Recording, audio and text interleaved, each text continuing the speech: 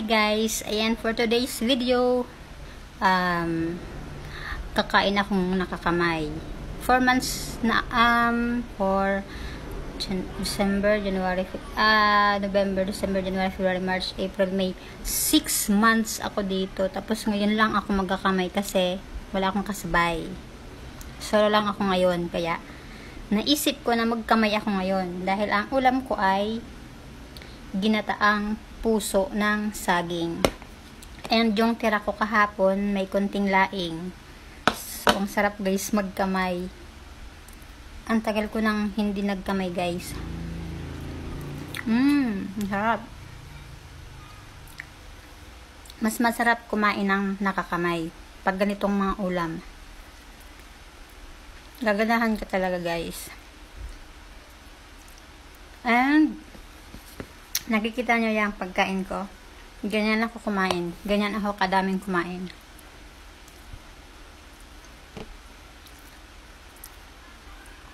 Kaya nga nagtataka ako sa sarili ko. May nalalaman pa akong pa-diet-diet. Eh kung lumamo naman ako eh. Talagang lamon ha. So, yung puso ng saging guys, nilagyan ko ng sili.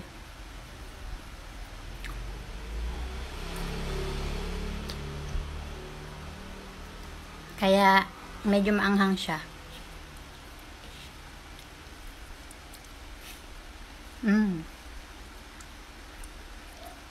Titingnan ko kung ilang minuto ko ito mauubos.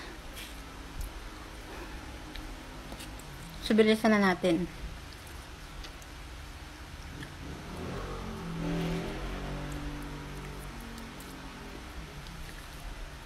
Lakihan ko na yung subok ko. Walang hiya-hiya. Ba't may hiya?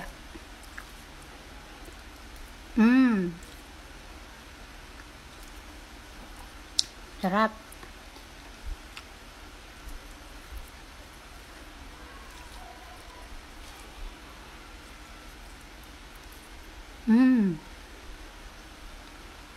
Pati yung laing guys, may sili.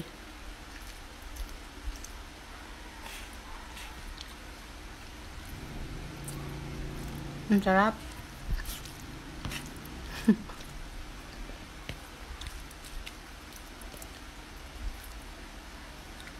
Maanghang-anghang. Ang sahog po pala nito ay konting taba ng baboy. And then, para may lasa pa rin, nilagyan ko siya ng 3 pirasong tinapa. Kaya sobrang sarap guys. Sira na naman ang diet. Ay, hindi pala ako nagda-diet.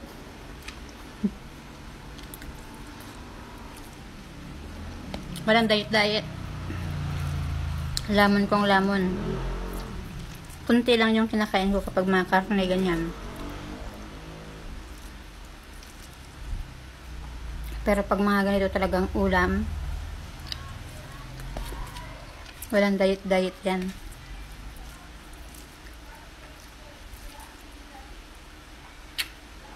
Hindi nga ako gutom pero ganito kadami yung kinain ko eh. Lalo pa kaya pag gutom ako.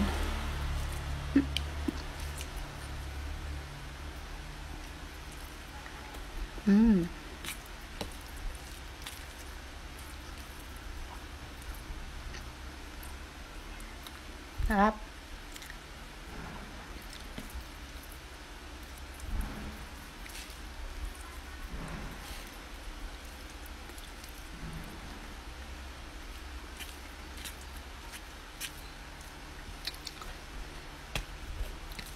Parang bumigat na yung tiyan ko ah.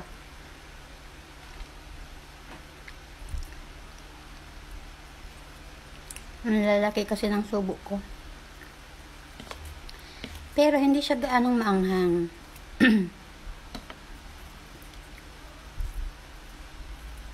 Pero yung laing maanghang talaga kasi napapaluha-luha nga ako dito eh.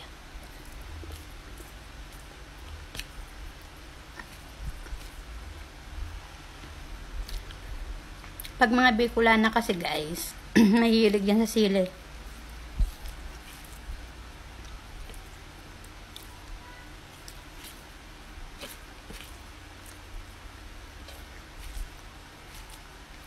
Lapit na.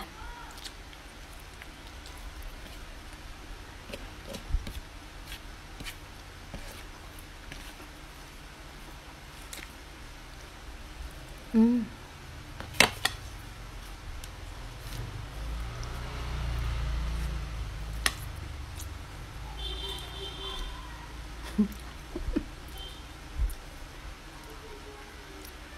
Mm. Mga luya ang natira.